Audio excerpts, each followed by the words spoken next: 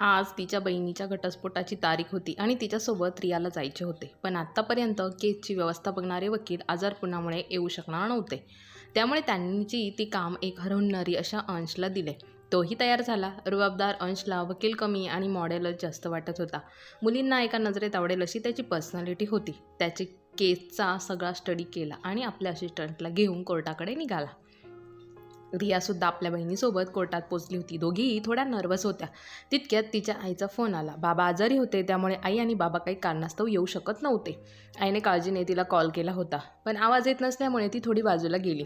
फोनवर बोलून झाले आणि ती मागे वळणार तोच अंश आणि तिची टक्कर झाली. दोघेही रागारागात एकमेकांकडे बघत होते. तिने तोंडातल्या तोंडात बडबड करायला सुरुवात केली. अंशला राग आला. अंश तिला बघून गोल गोल डोळे फिरून आतमध्ये निघून गेला. तिनेही रागाने ओढणी झटकली आणि आत गेली. अंश तिच्या बहिणीसोबत चर्चा करत होता. तितक्यात रिया तिकडे आली. अंशने तिच्याकडे अतिशय रागात बघून म्हटले, मॅडम चुकून धक्का लागलेला मगा. आता का इथपर्यंत आला सॉरी ऐकायला? रिया तितक्याच रागात बोलली, ओ मिस्टर, मी काय तुमच्या पिच्छा करायला स्वतःला काय तुम्ही रणबीर कपूर समजता का? जिच्यासोबत तुम्ही बोलत आहात ना ती माझी सख्खी बहीण आहे, समजला? दोघांची बरीच तू मेमे चालू झाली, परंतु तिच्या बहिणीने मध्यस्थी करून शांतता केली आणि ते दोघेही आत गेले. कोर्टात खूप छानपैकी सवाल जवाब केल्यामुळे अंशचं इम्प्रेशन खूपच छान होतं. रियाला त्याची हुशारी फारच आवडली होती, परंतु इगो आणि पहिली भेट त्यामुळे तिला त्याचा रागच येत होता. दोघेही आपापल्या मार्गाने घरी गेले. तारीख पुढच्या महिन्याच्या होती, त्यामुळे अंशने रियाच्या बहिणीला ऑफिसला बोलवले होते. तिने रियाला फारच आग्रह केला सोबत येण्यासाठी. ती नाही बोलत होती, पण बहिणीसाठी ती शेवटी तयार झाली. सडूचं तोंड पुन्हा बघावं लागेल आज, असं म्हणून तिने तोंड वाकडं केलं. त्या अंशच्या ऑफिसला पोचल्या. अंशचे रियाच्या बहिणीसोबत बरेच डिस्कशन चालू होते. जेवणाचा टाईम झाला म्हणून अंशने त्यांना सोबत जेवणाची विनंती केली. हो नाही करता करता त्या दोघी त्याच्यासोबत गेल्या. जेवता जेवता रिया आणि अंशची बऱ्याच वेळा नजरानजर होत होती आणि मनात जणू काहीतरी होत होते. फुलपाखरे उडत होती, पण शेवटी इगो आड येत होता. रियाच्या बहिणीच्या केसमध्ये जणू पूर्ण निर्णय रियाच्या बहिणीच्याच बाजूने येत होता आणि केस दरम्यान बरेच वेळेस त्यांच्या भेटीगाठीही होत होत्या आणि हळूहळू त्यांच्यामध्ये मैत्री झाली होती. दोघांमध्ये बराच संवाद होत होता. तसं तर दोघंही ते एकमेकांना मनातून आवडत होते, पण पुढाकार कुणी घेत नव्हते. केसनिमित्ताने अंशच्या रियाच्या घरी बहुतेक वेळा येणं जाणं होत होतं. तिच्या आईवडिलांना सुद्धा अंश आवडत होता, कारण तो होताच तसा. एक दिवस रियाच्या बहिणीची तब्येत ठीक नसल्यामुळे काही कागदपत्रे देण्यासाठी रिया अंशच्या घरी गेली होती.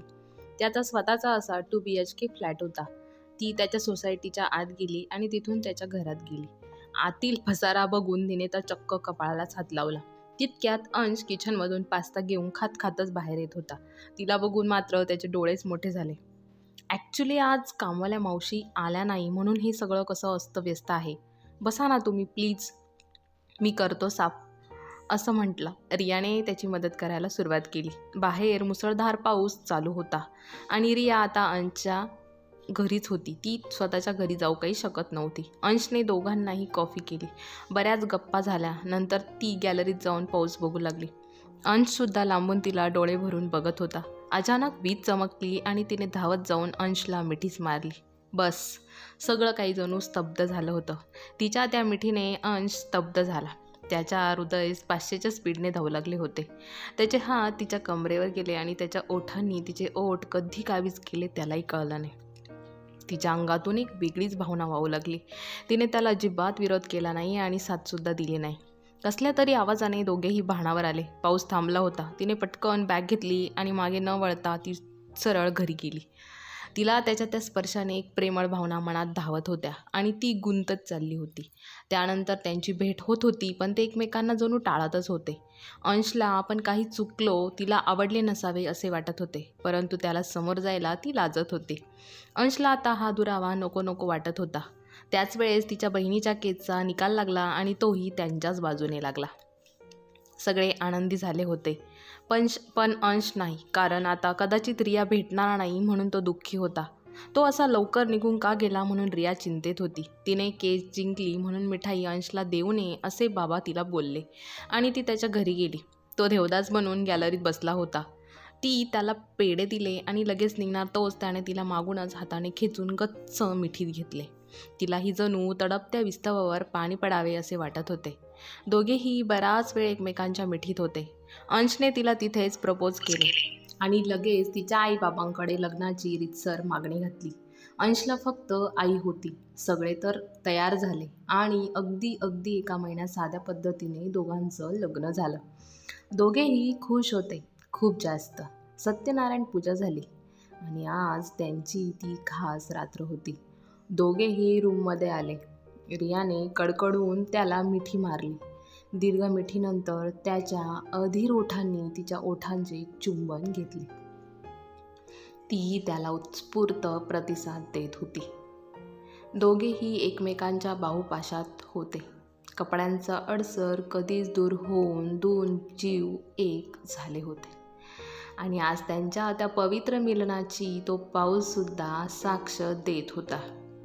रात्री बऱ्याच उशिरा दोघेही शांत झोपले आणि नवीन आयुष्याच्या सकाळची गोड स्वप्ने डोळ्यात घेऊन.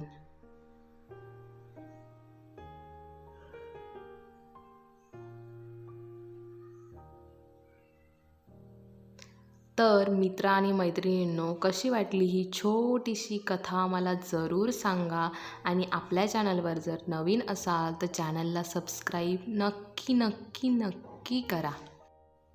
धन्यवाद.